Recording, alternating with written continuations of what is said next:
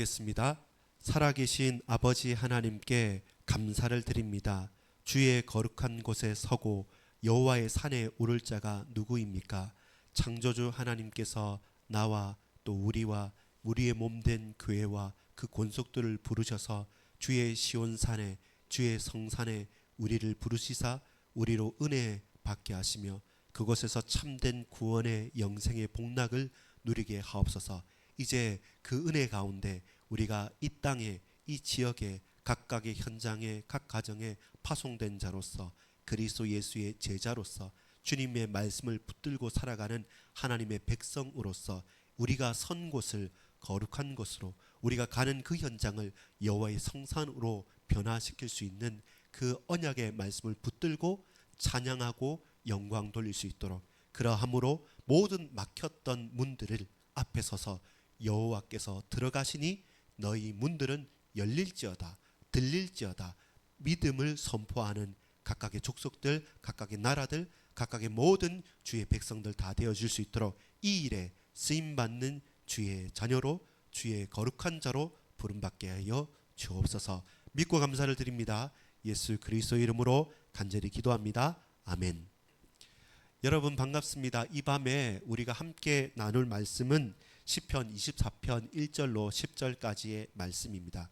이 시편 24편 1절과 10절은 감사의 시입니다. 그리고 약간 크게는 두 가지의 구조로 구별되는데 첫 번째 1절부터 우리가 3절까지 1절부터 3절까지 보면 뭐냐면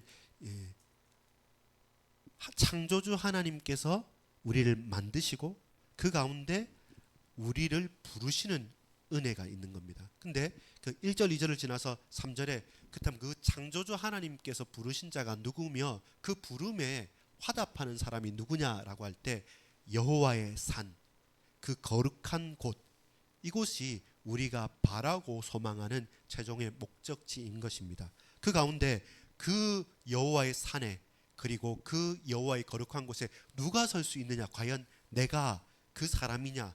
아니면 우리가 그곳에 선 자인가라는 질문에 답을 해야 되는 겁니다. 그리고 마지막으로 갑자기 문두라 머리 들으라 이렇게 노래하는 것처럼 보이는데요. 그건 뭐냐면 성전에 출입하는 겁니다. 쉽게 말해서 이런 거예요. 뭐냐면 이 장면을 한번 상상해 봅시다. 어떤 거냐면 전쟁을 하고 왔어요. 전쟁을 나갔다가 그 전쟁에 승리를 했습니다. 승리를 하고 개선문을 통과하듯이 승리를 하고 그 성문 앞에 성소 앞에 딱 선 겁니다. 그러면 그 문이 있지 않습니까? 그러면 승리한 군사들과 그 앞에 서 있는 제사장이 대표로 선포하는 겁니다. 문들아 머리를 들어라. 그러면서 뭐라 합니까? 승리한 우리가 들어가는 게 아니라 승리한 여호와께서 영원한 왕께서 들어가신다. 그러면 무엇입니까? 우리가 싸움을 싸웠지만 우리를 승리케 하신 분, 우리와 함께 계시는 분, 우리가 들어가는 곳에 우리 먼저 앞서가시는 분, 그게 누구냐라고 할 때 여호와 하나님이십니다. 전쟁에 능하신 왕이시고 영원한 왕들 중에 왕이시다. 그래서 우리가 하나님의 임재하는 그 시온성으로 들어간다. 그 하나님께서 우리와 함께 하셨고 우리를 대신에 싸우셨고 저 적들을 꺾으셨고 그리고 승리해서 다시금 여호와의 임재하는 여호와의 산으로 그 시온성으로 그 성전으로 그 거룩한 곳으로 다시 들어가신다. 그러니까 그 문을 닫지 말고 열으란 겁니다. 그러면 몰라서 묻는 게 아닙니다. 제사장이 앞에서 딱 우리 군인들 함구하듯이 그 여러분 알라바바와 40인을 도도할 때 그 문을 어떻게 열립니까? 열려라 참깨 하죠. 그러면 열리듯이 이게 그 고백인 거죠. 영광의 왕이 들어가신다.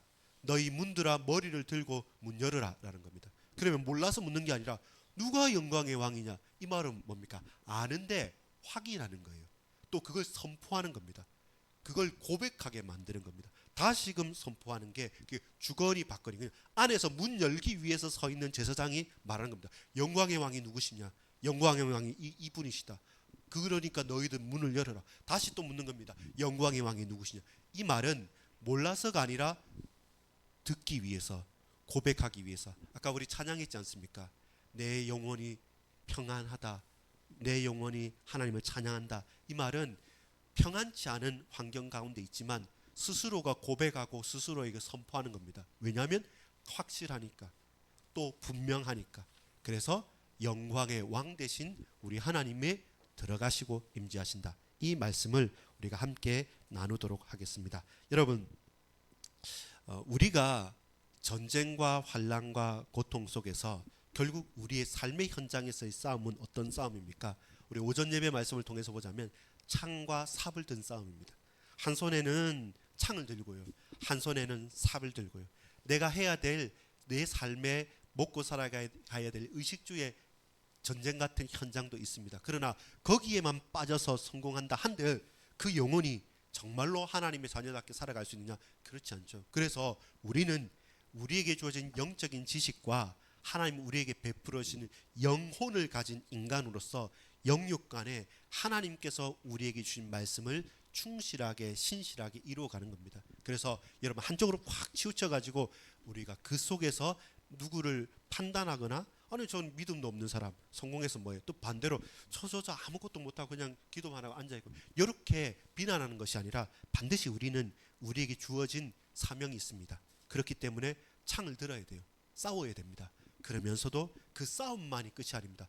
우리가 이 성벽과 성문을 달고 또한 지키고 또한 보호할 수 있어야 합니다. 그래서 삽과 창을 양손에 들고, 나팔 부는 사람도 그 허리에는 칼을 차고, 도무지 다른 사람이 볼 때, 불신자들이 볼 때는 너무 엉거주춤하고 어울리지도 않고 빨리 일이 될 것 같지도 않는 바로 그런 모습을 가지고 우리는 살아갑니다. 왜냐하면 그때마다 우리는 갈등이 옵니다. 조금만 더 하면 성공할 것 같고, 조금만 더 하면 될 것 같은데 굳이 내가 믿음 생활을 해야 되느냐라는 고민이 있고, 또 반대로 그렇게 너무 치열하게 사는 게 힘드니까 그건 좀 내려놓고 차라리 나는 다른 거 싫어요 하면서 그냥 찬양하고 기도하고 그것만 좋습니다 하지만 그도 그에게 주어진 역할을 사실상 충실하지 못한 겁니다.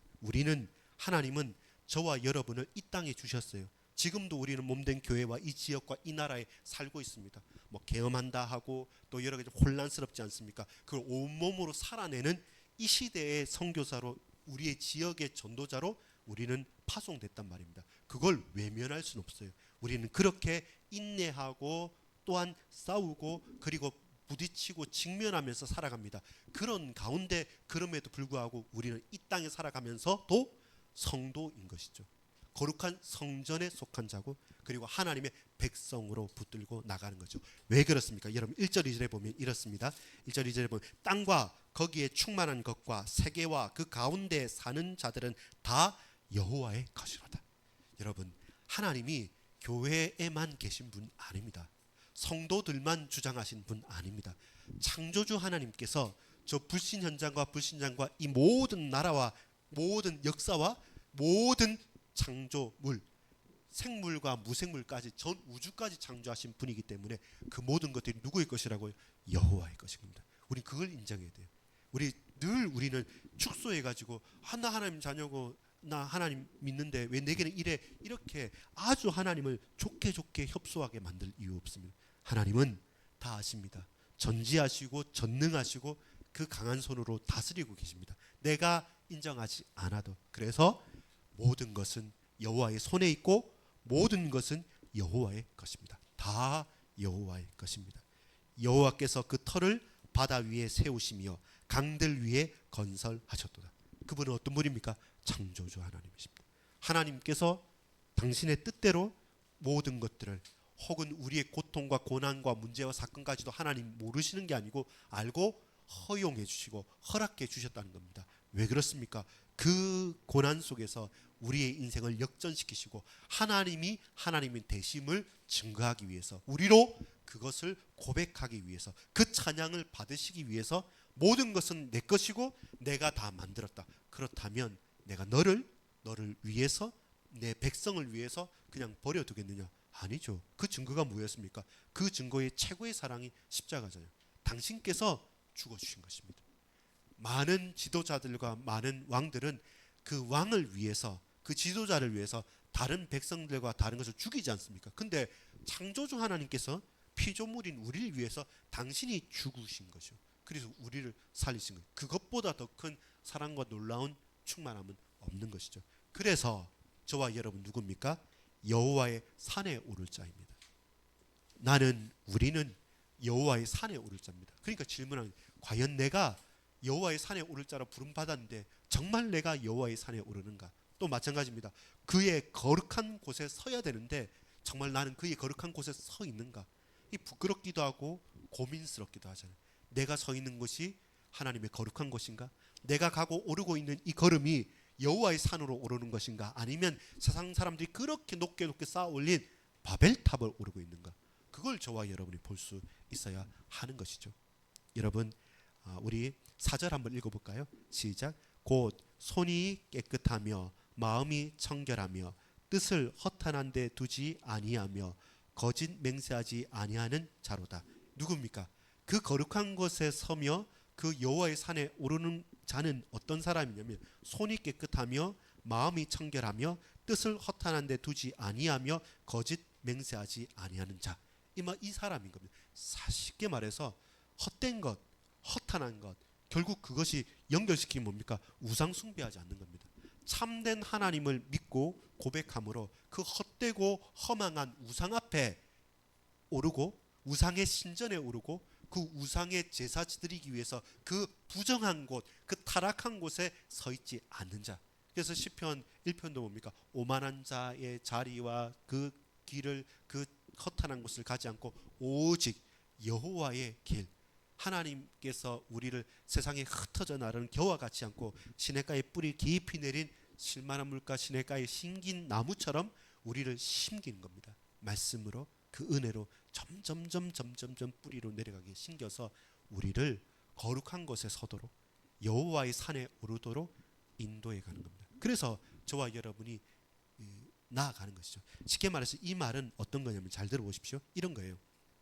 내가 깨끗하게 손을 씻고 그리고 마음을 막 청결하게 하기 위해서 명상도 하고 묵상도 하고 여러 가지 다 해서 마음을 소재하고 깨끗하게 하고 손을 씻어서 그렇게 해서 허탄한 데 마음을 두지 않는 것이 아니라 이런 겁니다.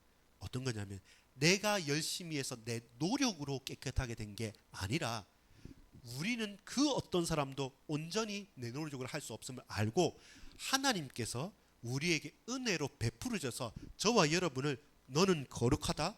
내가 너를 깨끗하게 하였노라. 그리고 너를 통해서 하나님께서 영광 받으시겠다고 말씀하면서 우리의 손을 정결케 하고 우리의 마음을 청결케 만드셨다는 겁니다. 그걸 믿는 자인 것입니다. 그게 우선순위입니다. 그게 순서입니다. 여러분 잘 보세요. 내가 열심히 해서 하면 자격이 되잖아요. 그 능력이 되잖아요. 근데 은혜인 이유는 내가 그러할 힘이 없어요. 그런데 하나님께서 일방적으로 내게 그 은혜를 주신 겁니다. 받은 거예요. 그러니까 자랑할 수 없죠. 그렇기 때문에 우리는 뭐합니까? 더 이상 도저히 자격 없는 나에게 이런 감당할 수 없는 막대한 은혜를 주셨기 때문에 이제 그런 마음대로 살자. 그게 바로 우상숭배자들의 논리입니다. 그렇지 않습니다. 도저히 내가 감당할 수 없는 너무나도 크고 놀라운 은혜를 받았기 때문에 내가 과연 그 은혜를 받고 또 이 손을 더러운 곳에 둘 것인가? 또 내 마음을 허탄한 데 두어서 하나님 아닌 우상을 섬길 것인가? 절대로 나는 그러할 수 없다라고 고백이 따라오는 것이죠. 이 순서가 바뀌어버리면 사람들은 속을 수 있지만 스스로도 속이겠지만 그러나 하나님은 속지 않으시는 겁니다. 그래서 더더욱 어떻습니까? 받은 은혜가 크기 때문에 내 생명을 걸고도 내가 하나님 앞에서 정결하게 그리고 분명하게 깨어서 기도하면서 내 손을 더럽히지 않고 내 마음을 청결하게 하면서 더더욱 우상을 척결하고 하나님 앞에 믿음으로 예배하겠다. 이 결단이 생깁니다. 목에 칼이 들어와도 그 앞에서는 딱 믿음이 결단이 됩니다. 근데 그것이 어떻게 나의 노력입니까? 아니죠. 하나님의 은혜를 받은 자로서의 우리의 당연한 감사의 고백으로 되어지는 것이겠죠. 그게 우리의 실존입니다. 자, 그렇다면 여러분 이제 한번 이걸 봅시다. 어떤 거 보냐면 여호와의 얼굴이죠. 그럴 때 그 사람에게 주는 게 뭡니까? 5절은 그는 여호와께 복을 받고 구원의 하나님께 의를 얻으리니 하나님께서 의롭다 딱 칭한 거죠. 하나님의 복을 받고 의를 칭함을 구원을 받은 그 사람이 어떤 사람입니까? 6절 같이 읽어봅시다. 시작. 이는 여호와를 찾는 족속이요 야곱의 하나님의 얼굴을 구하는 자로다. 뭡니까? 하나님의 얼굴을 봤다. 그래서 야곱아 이스라엘아. 하나님을 보고 산 사람, 하나님과 싸워서 이긴 사람. 어떻게 하나님과 싸워서 이깁니까? 하나님께서 그를 살려주신 것이죠. 그래서 야곱이 하나님의 얼굴을 보고 살아남았잖아요. 그리고 그 야곱이 이름이 어떻게 됩니까? 이스라엘로, 나라의 민족의 이름이 되죠. 저와 여러분이 하나님의 은혜를 받고 하나님의 얼굴을 뵀어요. 그리고 우리의 이름이 바뀌는 겁니다.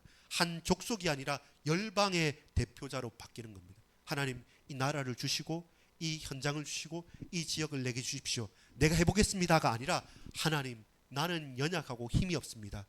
그래서 하나님의 얼굴을 구합니다. 주께서 이 가정에 당신의 얼굴을 보여주십시오. 내 직장과 이 교회에 하나님께서 얼굴을 드러내십시오. 우리와 함께 임재해 주십시오. 그러면 하나님, 나로 통해서 당신의 일을 하십시오. 그렇게 우리가 하나님의 손에 붙들려서 주의 얼굴을 보고 쓰임받고 걸어가고 나가야 되는 겁니다. 그게 하나님의 능력으로 나타나는 것이지 우리의 힘과 우리의 자격으로 찾고 쟁취할 수 있는 것이 아닌 것이죠. 주의 얼굴을 구하십시오. 바로 주님께서 어디에 있기 때문에, 그 거룩한 곳, 그 여호와의 산에 있기 때문에. 하나님의 얼굴이 있다, 이 말은 뭡니까? 여호와의 임재하심. 구약 시대에는 뭡니까? 시온산 예루살렘 주의 거룩한 성소에서, 여호와의 산에 하나님께서 거하시잖아요. 그러니까 그쪽을 향해서 기도하고 그 얼굴을 뵙기를 원했잖아요. 지금은요, 예수 이름 붙잡는, 예수 이름 고백할 수 있는 저와 여러분 마음 중심에 지금 자정하셔서 우리가 고백하는 거죠.